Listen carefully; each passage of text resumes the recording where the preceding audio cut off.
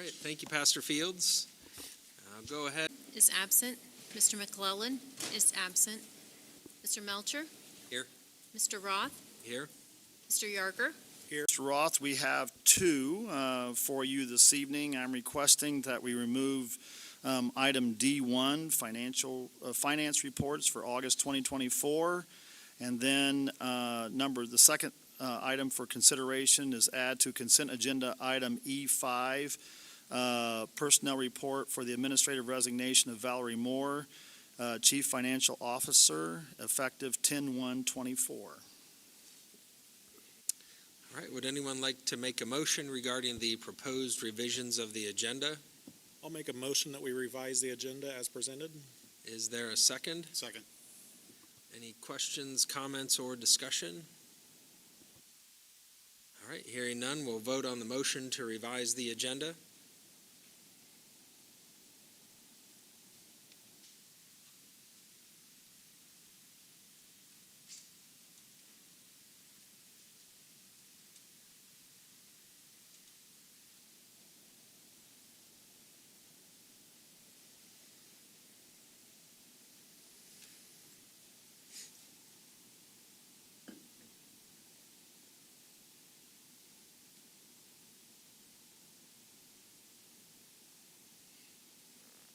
Oh, sorry. Motion passes 5-0. I was looking at this screen, not that screen. So the agenda is revised as requested. Item B1, items from visitors. This is an opportunity for members of the public to address the board. There was a sign-up sheet in the back. No one has signed it. If anyone would like to address the board this evening, if you'd please go to the microphone and podium over here, so that it can be picked up on the live stream, that would be great. And looks like no one having come forward. We will then move on to item C1, request permission to furnish meals. Tonight we have the Director of Food Service, Alex Burgess, with us, and Alex is going to talk to us just briefly about the CDI Head Start Program for the 24-25 school year. Thank you, Alex, for being here. Thank you, and good evening. What I have for you tonight is a request to continue our relationship with the local CDI Head Start Program located at Faith Community Church here in town. We provided meals for their students last year that are part of their program. Last year, operationally, it was a bit of a struggle, and financially, it was more of a break even. This year, they've increased their participation by 50%, and I've been able to renegotiate the contract terms of the price of meals, and which allows us an extra about 3 hours a day of labor specifically just for this program, which makes it much more feasible to do. It's not a strain on our program. It still allows us to provide the students of HCCSC breakfast and lunch as we normally do without skipping a beat. The details are in the contract, but basically we're charging $3 for each breakfast, $4.75 for lunch, and $1.50 for a snack each day for the 30 students. The terms of the calendar are in the contract as well. They don't exactly follow ours, but we do our best to help provide them with shelf-stable items so that they can still provide their students with meals when we're on fall, Christmas, and spring break. So that's what I have for you tonight for your consideration. All right, thank you. Would anyone like to make a motion regarding the proposed agreement and the addendum with Head Start? Make a motion that we approve the contract to furnish meals for CDI Head Start Program for the school year 2024-2025, as presented. Is there a second? Second. Any questions, comments, or discussion? I'd say thank you, Alex, for working with them to continue this program. That's a good thing. It's good to kind of be able to reach out to the community outside of our walls and help others that don't have the kind of services that we offer. Yep. All right, hearing nothing further, we will vote on the motion to approve the agreement with Head Start for 2024-2025.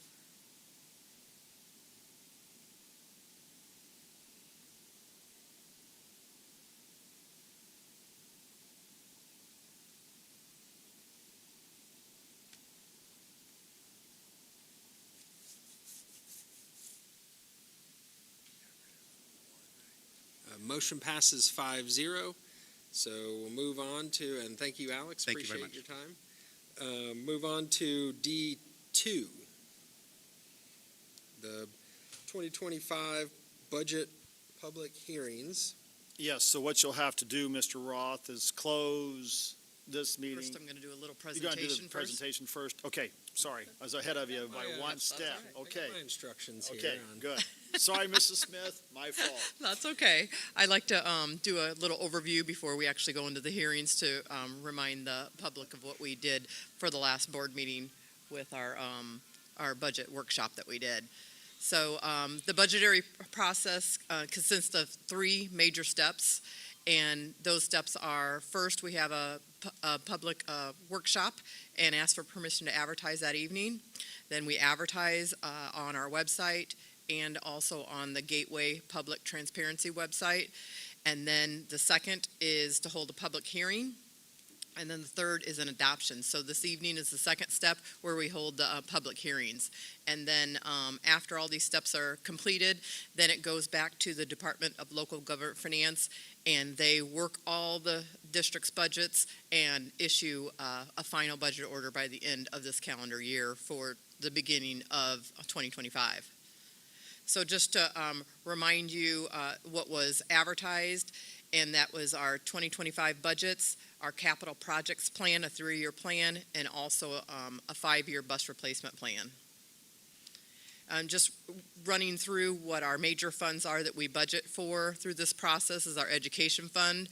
Our major source of revenue is directly from our state tuition, our basic grant, and that is from our average daily membership counts. And it goes through the state's funding formula, and that gives us our main source of revenue for our education fund. And then for our ADM for 24-25, our official count is October 1st, so it's next week. And right now we're looking to remain stable from this year compared to last year, which is very good. And then what is in the education fund, what kind of expenses are there? Just what the name implies, it's directly aimed toward education cost. So this is everything at the building level, the teachers, the instructional assistant wages and benefits, special services, summer schools also through that, school nurses, guidance, instruction-related materials, all that above. Athletic coaches are also in there. And then our operations fund is our other major major fund that we budget for. Our revenue comes from property taxes, and there is a formula that the state does for us that has a maximum levy. So a levy is your property taxes, and there's a maximum amount that they calculate each year. And for 2025, it's a little over $11.6 million for us here at Huntington. And just a reminder that there is a circuit breaker impact. That's those property tax caps that was effective several years ago, and that reduces the amount that taxpayers have to pay, but then it also reduces the information and the property tax collections that we receive here for revenue. And here it's the estimate is approximately $2.4 million for Huntington. And then also when all these new funds were established in 2019, the education fund and the operations fund, it used to be a general fund and then a capital projects, transportation, operating, and bus replacement. When they dissolved the general fund, it had 4 buckets. 2 of those buckets stayed and made the new education fund, and 2 of the other buckets went into this operations fund. So when that happened, the revenue that the general fund used to get was also from the tuition support. But now that some of those categories have moved in the operations fund, they did not split up that revenue for us. We still get it where it goes into our education fund, but we're allowed by Indiana code to transfer up to 15% from our education fund into our operations fund to cover those other buckets that got transferred over to from the education fund into the operation fund. So then we have our capital projects plan, our 3-year plan that lists our capital expenditures, our equipment that exceeds $10,000. This gives us the right to purchase those things out of our operations fund, and also small projects that we may or may not do in the future to be able to list those and take those also out of our operations fund. So our capital projects plan is a 3-year plan. We're held to the first year, but the other years are for informational purposes for the board and for our community. bus replacement plan, a 5-year plan, and this is replacing buses that are at least 12 years old. There are exceptions to that 12-year-old rule. For instance, if you have a lemon, if it has too many miles, there's other extenuating circumstances that allows you to replace those earlier. Instead, we're right on target with that. We're anticipating replacing approximately 8 to 9 buses in 2025 and continue that trend for the next 5 years. Debt service fund is exactly what it entitles, tends to be for our debt. Our debt that we collect and sell bonds, we're talking about that a little bit later this evening, and these are general obligation bonds and lease payments where we do small projects with those. We may purchase equipment and do several different things throughout the district. That our operations fund, remember I said that had a maximum levy, a maximum amount that we can raise, and this is another fund that we utilize and plan to keep the tax rate stable moving forward. We showed that on a graph last board meeting where in the past our tax rate has roller coastered, I would call it, back and forth. So our goal is to keep that stable. So as one comes off, then we have tons of projects around Huntington here that a lot of needs we have at all of our schools, and we will start supplementing some of that with these general obligation bonds that we plan to do in the future. And then, of course, we still have our rainy day fund. It's just like it's intended for a rainy day. So we do not have anything budgeted in our 2025 budget for the rainy day fund. If you recall, we had some in 2024 for our main office renovation, but nothing for 2025. And this was just talking about where our advertisements are listed on our website. It's under departments, business services, and 2025 budget. You'll actually find the complete budget workshop presentation that was done at last board meeting. You'll see that attached there, along with our Form 3, our notice to taxpayers, our capital projects plan, and our bus replacement plan. And that's just the top portion of the notice to taxpayers, letting the public know that we were holding this public hearing this evening and the adoption that's scheduled for October 14th. And then it also lists the estimates, the budget estimates and the estimated tax to raise in the future. Capital projects plan, same thing, it has a notice to taxpayers where it indicates that we were holding a public hearing this evening and where. And it has a copy of the capital projects plan. It shows the capital projects in nature, and then also the capital acquisitions of any kind of equipment also that we have planned out of the operation fund. And there's our bus replacement plan. It mimics the same criteria as our capital projects plan, and it has the notice to taxpayers with today's date and time of holding our public hearings. And it shows our 5-year bus replacement plan of what we're anticipating to replace each of the 5 years. And that's the second page of it with the totals of approximately 9 per year. And then our next step, like I indicated, we're in our step 2 this evening, and our next step, our last step for our budget required process is our adoption on October 14th. That's it for the review for this, and then I would ask the board, if you have any questions, I would be happy to answer any of those. If not, we are required to hold 3 hearings this evening. One is for the 2025 budgets, the other is for the capital projects plan, and the last one is for the bus replacement plan. And I'll turn it over to the board. Any questions, anyone? All right, thank you, Mrs. Smith. At this time, I will go ahead and suspend the regular meeting of the board, and I will open first the questions about the proposed budget for 2025.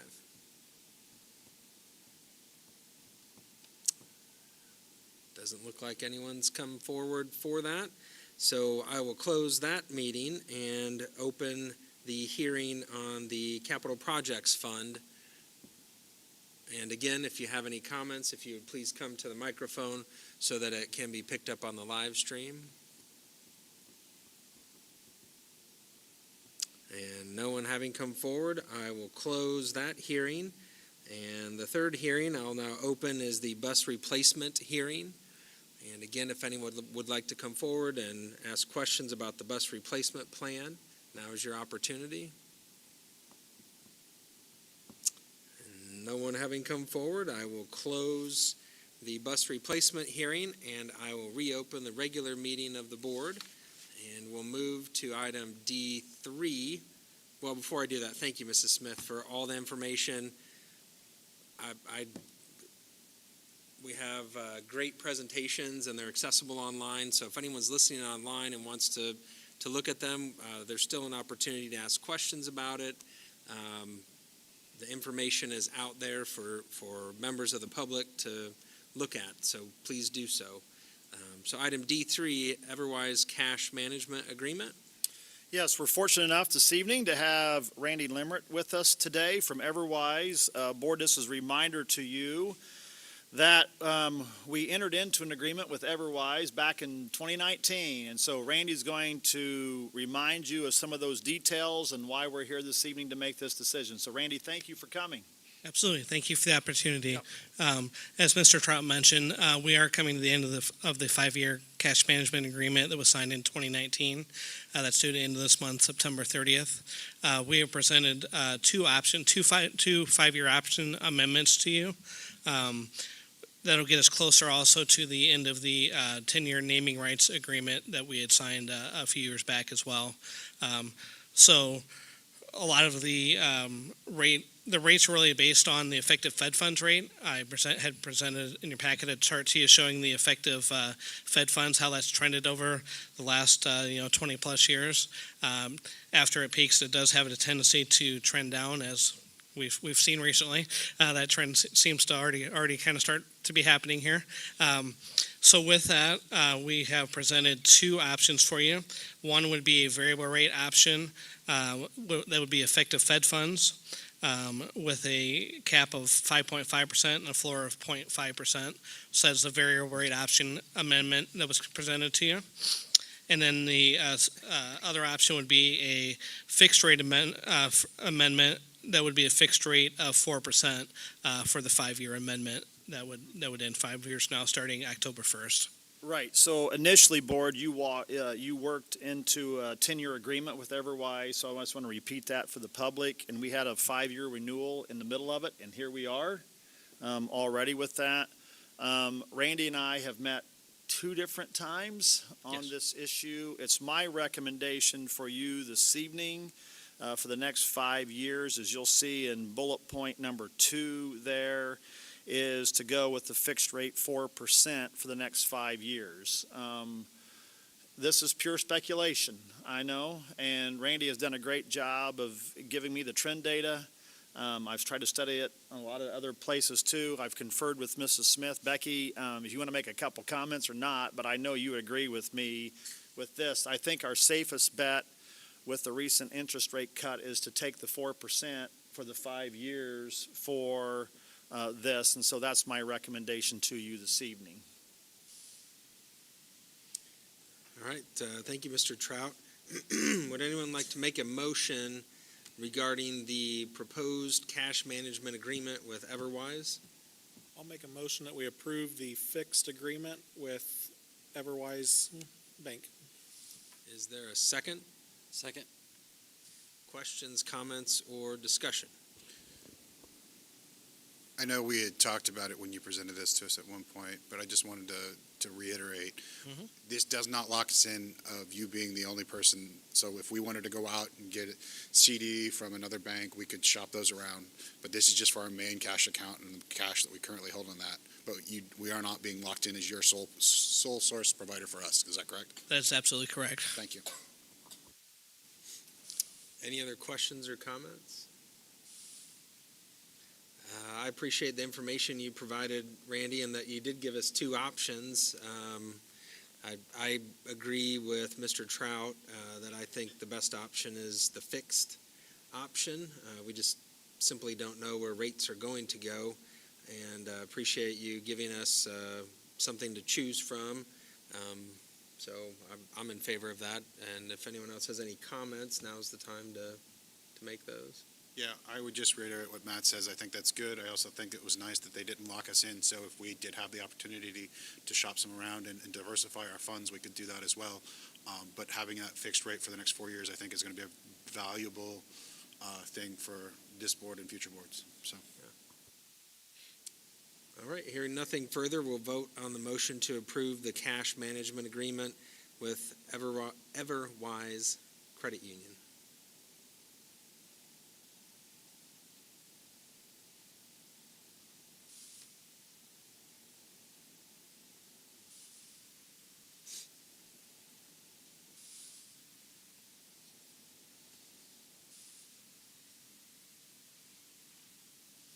All right, motion passes 5-0, and thank you, Randy. Thank you. All right, thank you for the opportunity, and we appreciate the relationship. Thank you. Same here. All right, we'll move on to item D4, Bond Counsel Services Agreement. We have reached the point where it's time for us to renew our relationship with Ice Miller. They have been with us for several years here. Within that, the terms of that are included in your board packet. For the public, this is the legal firm that we use as bond counsel to us as a school corporation for a variety of reasons, which also includes leases and bonds for facility improvements and other related legal services. So I'm just requesting your approval of our agreement with Ice Miller. All right, thank you, Mr. Trout. Would anyone like to make a motion regarding the proposed agreement with Bond Services Council? Make a motion that we approve the bond counsel service agreement between HCCSC and Ice Miller as presented. Is there a second? Second. Any questions, comments, or discussion? Is this just a one-year agreement? I'm trying to read through there, and I was trying to just see where it was or what the link was. Yes. By review, we do this annually. Okay. For State Board of Accounts purposes, quite frankly. Yeah. And I'm just recommending our continued relationship with them. Sounds good. Thank you. Any other questions or comments? All right, hearing none, we'll vote on the motion to approve.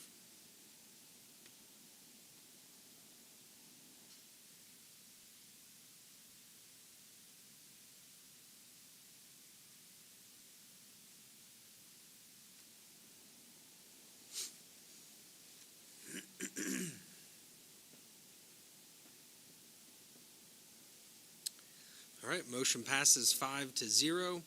We'll now move to D5, GO Bond Presentation, Restroom Renovation. Terry, you've been sitting so patiently there this evening. Board, what we're going to do now over the next few agenda items is share some details with you as it relates to an upcoming GO Bond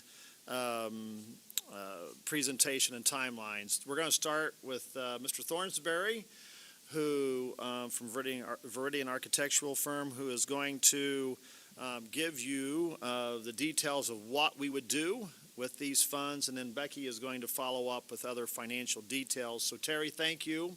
Glad to see you this evening, and we'll turn it over to you. All right, thank you, Mr. Trout. I appreciate it. Appreciate the opportunity to be here, Board.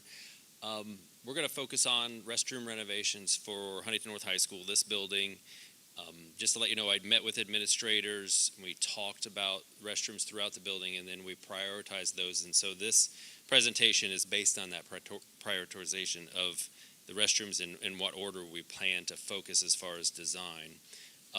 So first slide here is of the ladies' restrooms, one of four. There are 4 main restrooms for students throughout the building. If you go outside this hall and head in either direction, you'll end up at one of them. There's a total of 8 restrooms, ladies and men's, and most of the restrooms are original. What we're going to recommend is new fixtures throughout with lower flow or lower water usage to help with some sanitary piping size issues from the original design of the building. Obviously create ADA accessibility and new finishes, new lighting, new ceilings, and liven up the spaces as best we can. Next slide, this is from the boys or the men's restroom. And as I'm told, these never get used, and I can understand why. based on the design of these from 1970, 1969. There's no privacy. You have to stand far back, and so these don't get used, and instead just the stalls get used. So I'll show you the style of urinal we'll change to. We will add urinal screens in between for some privacy. Make the restrooms durable as possible for longevity and reduce maintenance. And then we're also talking about adding signage to the restrooms to help try to minimize maintenance and some issues with students in the restrooms, to let them be aware of the fact that the new security system that's just outside the door will know who they are. And Right, and I think what I want the public to understand, there's just as much security processes with this, or there are upgrades with the restrooms themselves. So I don't want that piece to be missed in this, because we can solely focus on the renovation of the restrooms, but know that there's significant security-related issues too here we're also trying to take care of. So, yeah, Correct. thank you. Yeah, thank you. Next is, this is actually janitor's closet that is in all four of those restrooms in between the ladies and the men's restroom. Need updated. This is how we access the plumbing wall, the wet wall in between the restrooms, and the projects would update all the piping as it comes out of the floor entirely for the restrooms. So we can get to everything that we can and make these much, much better, much more usable. Next slide. This is actually from the original blueprints, the design of the building. It's hard to see, but that is the layout of the restrooms and the janitor's closets there kind of in the middle. These were not designed for ADA accessibility. It didn't exist back then. So in this case, these restrooms, we actually have to move some walls to make them accessible, just to get in them to make them accessible. So it's pretty significant renovation for these restrooms. We would phase them so you'd only take down one section at a time and work through that, with the one closest to the commons over here being done during the summer next year. So we're going to focus on those restrooms primarily, and then next in line would be adding single-use restrooms to two sets of the restrooms. So they're located, if you go by door number, door 9 and 35, which would be the restroom down here at door 9, and then 35 is the other corner in that direction. The two restrooms up here on this end don't work well for adding these single-use restrooms. So these single-use restrooms will be accessible from inside the building. We're going to have to relocate the exterior doors to make this work, but we do think it's feasible, and that's how we're going to address these two particular restrooms and play off of the access to sanitary and water from the adjacent restrooms. Next on the list would be 5 separate staff restrooms that are kind of sprinkled through the building. Main office, then over by door 1, and counseling as well. As you can see from the pictures, again, it's the same original fixtures from the building when it was built for the most part, and we want to get everything updated, make these just as nice, and make them accessible as best we can. Next in line would be the auditorium and arena restrooms. So this is the men's restroom down there, and you can see the design of these urinals are a little different. But again, no urinal screens. They packed them in here. And the one that looks ADA is not ADA. That's not today's code standard for ADA. So all of those would come off. We would reposition those as far as layout, create ADA accessibility, and add urinal screens as well. Those restrooms actually have terrazzo flooring partially, so they're pretty nice. And Beth Clark had informed me earlier today, she goes, that was our COVID project, and we already refreshed them. And I said, well, we're going to refresh them just a little bit more and put new fixtures in, because most of these fixtures use 3 gallons of water for every flush.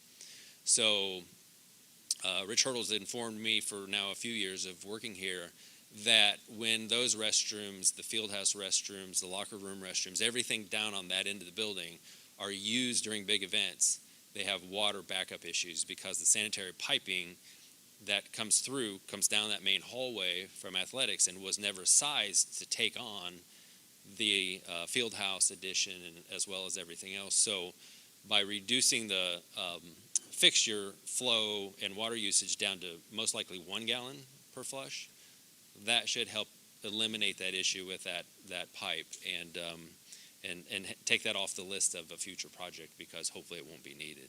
Because that pipe runs where, Under the Terry? floor of the main hallway down to the Right. arena. So if you remember, when we did some of those facility studies, one of those pieces that we were talking about is replacing that pipe the full length of the building, literally down the, Yeah, main we would find it in the hallway, have Right. to cut out some terrain the size. so by doing that, I want to be clear to you as a board, because this is a change from that facility update, that facility audit we did, that this should take care of that problem and in turn take that off Right. this list for renovation here at the high school then. That's the hope.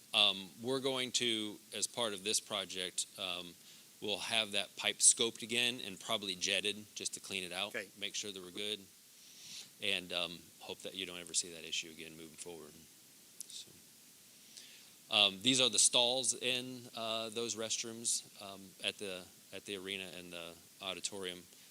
Again, they packed them in there. They're really tight. Much like the main 4 restrooms in this restroom, they took a toilet fixture out and made it ADA by just eliminating one and made a wider stall, but still not technically ADA. It's close, but we're going to truly start from scratch and lay everything out so that it fits the way that it needs to for ADA accessibility and update everything. These restrooms won't get nearly the renovation work that the 4 main ones will, because we don't need to do as much work. You can already get into the space, and if you've ever been in there, they're huge. There's a lot of room in there. So it's just going to be mainly finishes, and part of the ceiling and lighting project is already going to address the ceilings and lights in there anyway. So those are all the restrooms that we're going to focus on. We're not going to focus on locker rooms, because that's a whole different animal when you get into locker rooms and showers and all that, and that alone could take all the budget. So we're going to focus on the restrooms that are used mainly by students, staff, and then last on the list would be the ones down by the arena. Timeline, we're going to start field verifying on Thursday this week. We're probably going to be here most of the day, get all of the restrooms measured, because people say, well, the 4 main restrooms are all the same. I measured 2 of them, and they're not the same. So I did that a couple years ago. So we're going to measure all 4 of them, measure everything, get drawings started ASAP. Our hope will be to get drawings out by the end of the year, or at least in January at the latest, depending on timing in the holidays and the public notices and everything, and then start construction as soon as we can in January 25, and then try to get it done by the end of 25. That's the goal, and have a contractor in here that they could be here the whole year and just phase and work their way through it is the hope. So otherwise, that covers most everything. Questions, anyone? So I think I heard you say this, but on the timeline, you're going to try to get the restroom that is probably used during lunch period done during the summer, but the other ones will probably be done during the school year, so they'll be down 1 or 2? We will phase it out and work it out with Pat to make sure, the principal, to make sure that it's going to work. But that's initial discussions were, would he be okay with shutting down? Because right now, for instance, the 2 down here have been off limits to students, and it's mainly for staff and contractors. Okay. So apparently that Kind of works. working already then a little bit? Yeah. So the scenario works now. Contractors aren't going anywhere, but we can get portlets for them if we need to, and deal with that. So, because there will be a portion of time this coming summer where the water is going to be off to this building. So that's a whole different story. Makes it easier to replace restrooms if water's turned off anyway. So I believe Chuck already filled this in on that. Yeah. So, yeah. So, All right, any further questions? Terry, I just want to say again publicly, thank you. You do an amazing job. You look in this room, you look in the science rooms, you look at the things that you guys are doing in this building. You're efficient, it's effective. You help us stretch every penny we have. And I just wanted to tell you again publicly, thank you for your work. It's been outstanding, and I have no reason to believe it won't be again, but I do mean that. Thank you. I'm grateful for you. Thank you. I do appreciate all of you for giving me the opportunity over the years, so thank you. All right.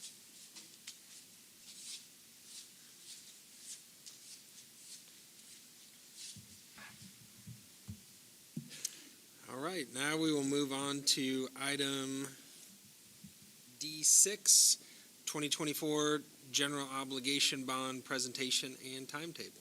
Great, thank you. Now we're all excited about, renovating restrooms, but now we're going to talk about the money portion of it. So sometimes that's not as exciting. It is for me, because that's what I love to do. But what we have is our financial advisor, Baker Tilly, put together an illustrative for this financing of this general obligation bond. So here you'll see on the screen our existing debt service and lease rental payments. So you can see how that bar goes across, and you'll see when it starts to go down. That's what I was talking about earlier when I talked about a roller coaster of a tax rate, of when that bounces down, back up, down, back up. So that's what we're trying to alleviate here and be able to cover all of our needs that we know that we've needed here at Huntington for years. The next one is a formula that they do according to legislative law of what our debt capacity is. So you'll see on that it says that our net bonding capacity is over $10 million. So we have plenty of room to issue these general obligation bonds. And next you'll see the financing information. It is approximately 1.7 million. And just to remind the board, we've talked a little bit about this. We talked about it through our budget process and the debt service. And originally we were saying approximately $1 million. Well, then we talked to our financial advisor and found that we customarily over the last several years have had more than the minimum amount in cash balance in debt service. So that is why we are able to do a little bit more bond, so we can utilize some of that cash balance and get down to where we're supposed to be regulation-wise. So we didn't want to do a lesser amount and then all of a sudden them say, okay, you can't use that, you need to do something different, and have our tax rate drop after we said that we wanted to make sure that we're stabilizing or have it go up either way. So Becky, if I can stop you right here. Sure. You and I are really accustomed to this. Mm-hmm. We get this. Yep. And I get that. I think it's important for our public to understand, if you could just kind of pull apart the repayment timeline. Sure. Which is completely different than what normally happens here, and then just the interest we would pay on the 1.7. I mean, I think it's really important for everybody to understand. Yes. That's So a I'm going to little- go back 2 screens here. That's what I mean. That's what I'm trying to say here. And Thank you. you'll see here where I was talking about in 24 and 25, you see that amount. So that's our existing general obligation bonds and leases that we have to date. Then you see the one in gray there from 2023 that was a 2.2 year payback. So as soon as that one is paid back, then our tax rate would take a significant drop. And then the next time that we wanted to do anything with a general obligation bond or lease, it would skyrocket again. So in this case, so this is existing, I'm going to go forward, like Mr. Trott was talking about, and go into what it would look like stabilizing that rate along with the new proposed general obligation bond that we're talking right now. The new proposed would be a 1.2 year payback, and that stabilizes the tax rate for that $1.75 million. Oops, sorry, I'll go back one. So you'll see here where it's showing stabilizing up, not even going to the cap, that our bond capacity cap, and at the same time keeping our rate stable. Now, another thing that happened this year is our assessed valuation that went up. To remind the board and the public that we had a big increase in our assessed valuation. So that, of course, changes our bonding capacity and the amount for this general obligation bond.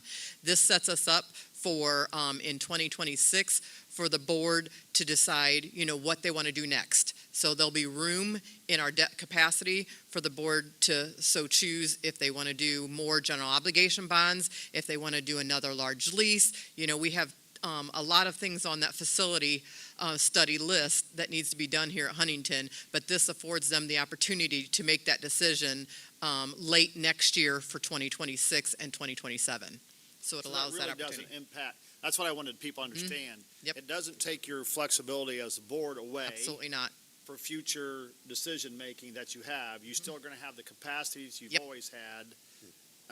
That's why I wanted people to understand that short turnaround for Yes. repayment here. And that's why we're doing a lower amount. Our debt capacity, our debt availability, we could have even done the max for the general obligation bond, which is almost $6 million here. So we chose not to do that Right. and do the 1.7 so we could fill the tax rate, get these things that we know on the facility study completed, and then allow that opportunity for the future board to be able to decide what they want to do in the upcoming years.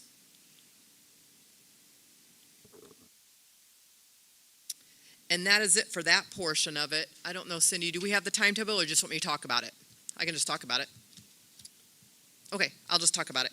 So with the timetable, earlier we talked about Ice Miller, and we talked about them preparing our documents. They're our legal counsel that prepares all our documents. They put together a timeline, and with that timeline, it gives us the legal steps that we need to do. And tonight, of course, was one of those steps where we needed to, explain the rest of this, and then the next two items that we would be doing is adopting the preliminary bond resolution and also adopting a reimbursement resolution. So that's this evening, and I think that's the next couple items. And then after that, we published a notice of the public hearing in the newspapers and on our website. And then on our October 28th board meeting, we hold the project hearing.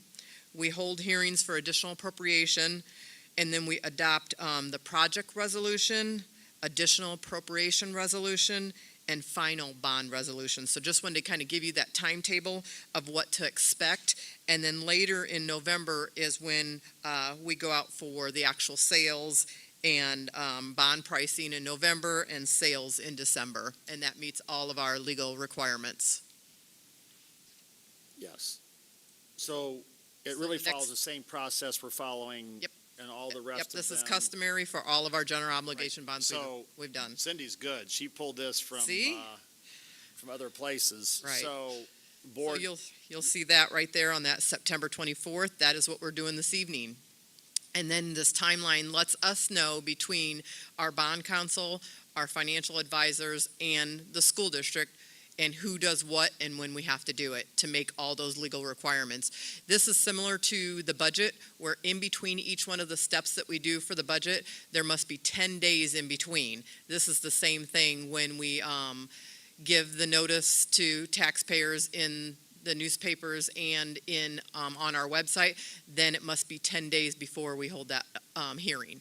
So it's the same customary 10 days in between the steps for these general obligation bonds also. So that is it for the presentation part, and I'd be happy to answer any questions. If not, I'd like to go into our Exhibit A and B that we need the board to adopt this evening. Any questions or comments? I would just like to say thank you for bringing this to us, and Terry, for your presentation.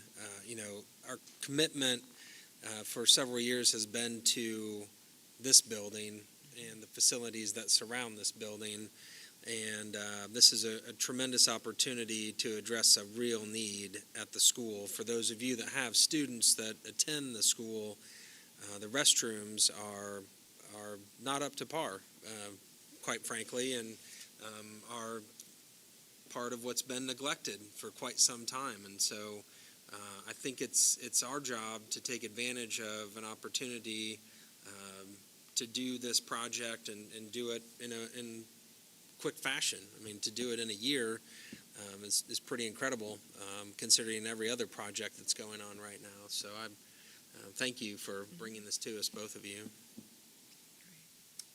And if no one else has anything, we'd move to item 7, D7, Exhibit A. Sure. In your board package, you'll see the preliminary bond resolution, Exhibit A, and this resolution establishes the maximum amount to be borrowed, maximum term of repayment, and maximum interest rate, all for the issuance of the general obligation bond as presented.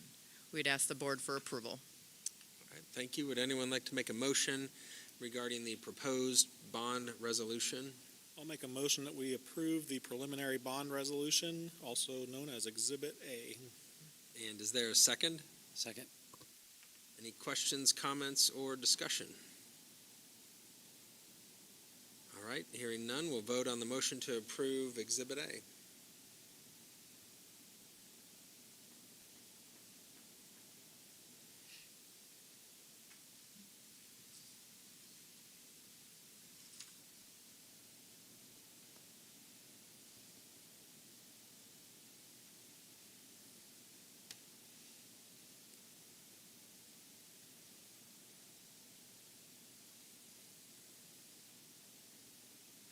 Motion passes 5-0. We'll now go to D8, Exhibit B. Great, thank you. Next, you'll see in your board docs Exhibit B, which is the declaration of official intent to reimburse expenditures. And this allows us, if the school corporation pays any preliminary costs related to the projects in advance of receiving the bond proceeds, it will give us the opportunity to reserve its ability to be reimbursed from the proceeds after the closing. The Internal Revenue Service requires that the school corporation declare its official intent to reimburse as documented in this resolution in order to reserve the ability to reimburse. All right, would anyone like to make a motion regarding Exhibit B? Make a motion to adopt Exhibit B as presented. Is there a second? Second. I think Mrs. Heim beat you. Any questions, comments, or discussion?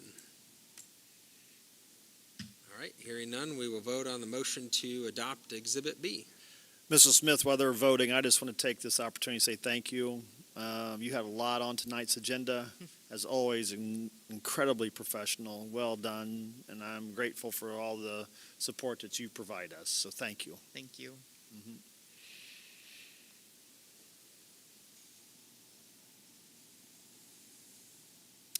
All right, motion passes 5-0. We'll now move to the consent agenda items E1 through 8. I'm going to highlight number 7, which is the recommend acceptance of donations.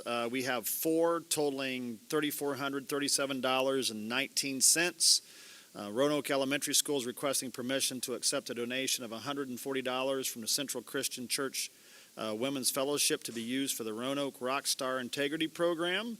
Riverview Middle School is requesting permission to accept a donation in the amount of $657.19 from Donors Choose to be used in Becky Livingston's 6th grade English Language Arts class. The third is HCCSC Food Service is requesting permission to accept a donation of $50 from Valerie Stout to be used for students who have a negative lunch balance. If you notice, she does that a lot here through the last few meetings, and just so grateful for that. And number 4, Huntington County Community Learning Center is requesting to accept 3 donations. The first one is the variety of tools valued at about $2,130 from Tractor Supply to be used for in the construction trades program. And the second donation is the firefighter bunker gear valued at $250 or less from an anonymous donor to be used in the fire and rescue program. And the third donation is a box of safety goggles and 16 hard hats valued at $210 from Weingard Construction to be used in a construction trades program. So I'm asking for your permission to accept those items in consent agenda E1 through 8. All right, thank you, Mr. Trout. Would anyone like to make a motion regarding the consent agenda items? Motion to approve the consent agenda. Is there a second? Second. All right, any questions, comments, or discussion?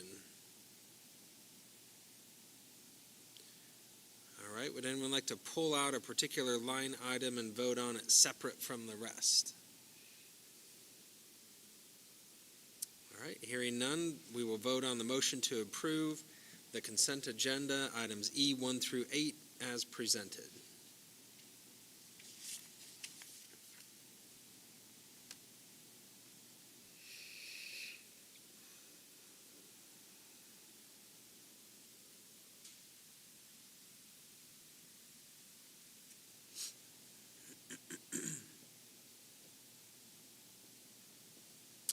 Motion passes 5-0. Now move on to F1, School Board Meeting Calendar 2025. In your board packet, I'm recommending for your approval the school board meeting calendar for calendar year 2025. We've made a couple of tweaks here upcoming year. Some of the notes I referred back to, if you remember, this year was the first year we did the work sessions, and that was a long run between school board meeting and work sessions there in January, February, and so we've adjusted that piece. Also, we now know the 4-H fair dates in July, and so we've worked around that. And then you're going through the budget adoption process right now.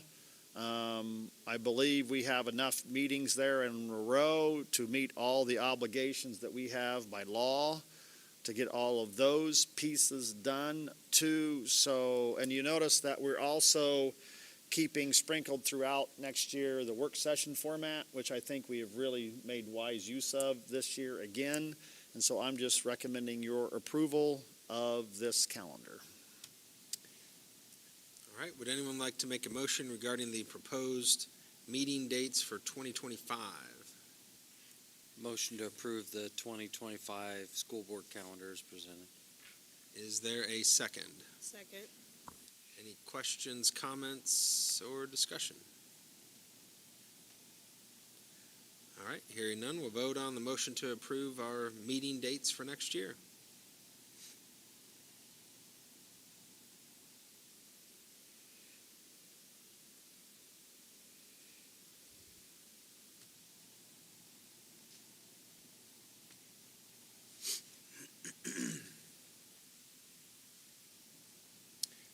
All right, motion passes 5-0.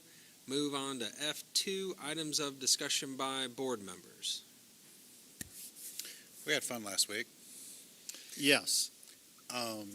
Could you talk about maybe, because you and I talked about it on the football field on Friday night, but maybe some of the learnings that we may have learned about that process, specifically maybe improving possibly the communication stream? You know, I want to say thank you to the community on a variety of fronts. One of those is support. No matter what your process is, no matter how well it goes, you can always improve it. But I want to tell you, working with Police Chief Boxell through those experiences, we are incredibly fortunate in this community to work so collaboratively with our local law enforcement, FBI, et cetera. When you do all of that, there's always ways to improve, and debriefing with Jay and Chuck and also with Police Chief Boxell and Sheriff Newton, one of the improvement areas, and I hope we never have to use it again. I mean, I need to say that. I hope we never have to go back into our community and ever do something like that again. But in case we do, one extra step that we'll put in place next time is when we first become aware of a situation, we will put out a statement to the community to say, you know, that such a comment, that we are aware of this specific situation.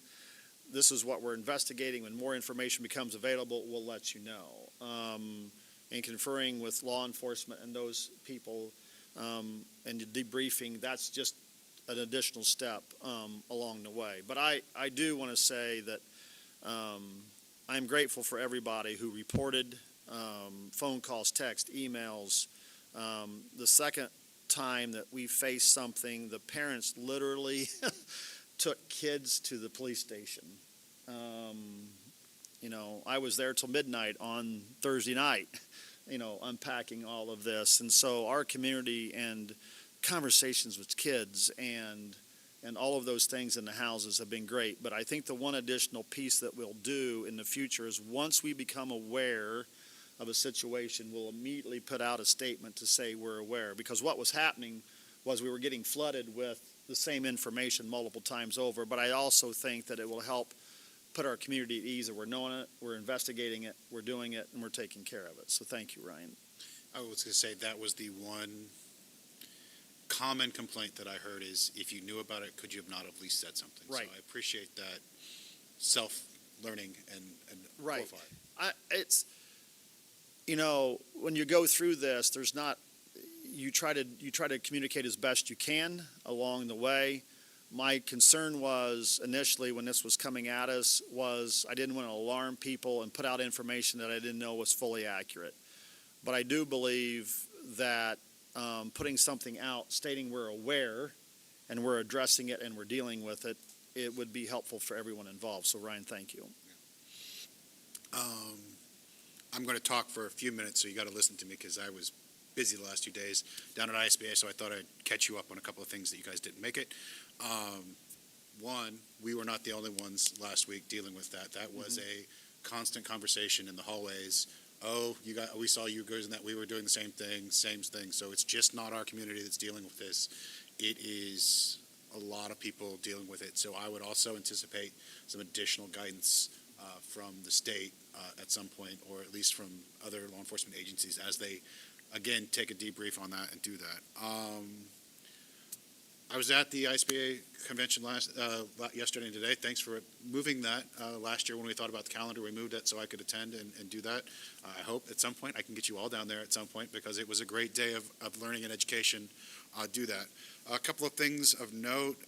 In the delegate assembly that happened Monday morning, we approved the legislative priorities for ISBA, our lobbying arm for that. I am not going to read the multiple pages of what's going on, but I'm going to hit the main bullet points of that. Basically, we've got a statement on state budget tuition, the state budget and tuition support, basically our education grant as it comes in from the state. There's a lot of varying things associated with that. Talking about Indiana's secured school safety grant that we get as well. We work with that. Student support services and teacher retention grant. Also, we have stuff working on that, a lot of stuff on that. Another one that was an interesting thing for me is they're going to take a topic on TIF districts. And I learned a lot about TIF districts, and I realized that is an area that I think we as a board maybe need to look at and focus on a little bit more in our community. Referendum issues, and then again, the wonderful various educational matters that all of the state likes to talk about. So those are our legislative priorities. If you want to learn more about them, November 4th, the Region 3 meeting up in Fort Wayne, Terry Spradlin will go through all of those and kind of give you a little bit additional information about all of those. The other interesting thing that we did is a lot of stuff that is not part of the priority list comes up regularly, and we need to know how the ISBA should take a stance on that. So the other thing that we approved was the legislative foundational statements, and it just kind of gives general great outlines of that. Once those become digital and I can forward them to you, I will forward all of that stuff to you so you can just kind of understand what's going on. So if something doesn't come out in those legislative priorities, but maybe another bill, the foundational statements give ISBA's individuals that are lobbying on our behalf at least an idea of how to take an interpretation of that and go with that. The other thing is there were several classes in there that I attended, 2 today that were very good. One related to basically a TIF 101. So I thought I understood TIF, but I didn't realize how it affected schools. So that was a very good thing. If we could ever get the ability to have someone come in and talk about TIFs to us, I think it would be good for us to do that. The other meeting today that I attended that I've already told Mr. Trout, I told people they were going to have him call him, was related around property and casualty insurance and the ability to have possibly join a trust that may be able to give us some different options in that area. And then prior to that, on Monday, we also had some additional things and my notes left out, but basically financial information on some other things. Interesting, right now, Terry was here talking about how we currently do construction projects with, we bid it, we hire an architect, we bid that. There are several different opportunities and several different ways that we could actually do construction projects. I believe we did something different when we did the stadium. There have been a couple more, and some of those have changed, so it was an interesting option of that. So maybe some things as we look at future in the way, we may be able to use the taxpayer money a little bit differently in that to be able to do that in the future, and some other things. So I have a bunch of PowerPoints that I may get to you. You can look at them or not, but if you have questions. But I always enjoy this time because it usually brings me back and I start asking questions of John and Becky. I've already asked her a couple, so it was a great time, and hopefully I can get you guys down there to help learn about some of that in the future too. So it was a great time. Thank you for letting me go to that as well. Did they talk at all about what has replaced the textbook fee?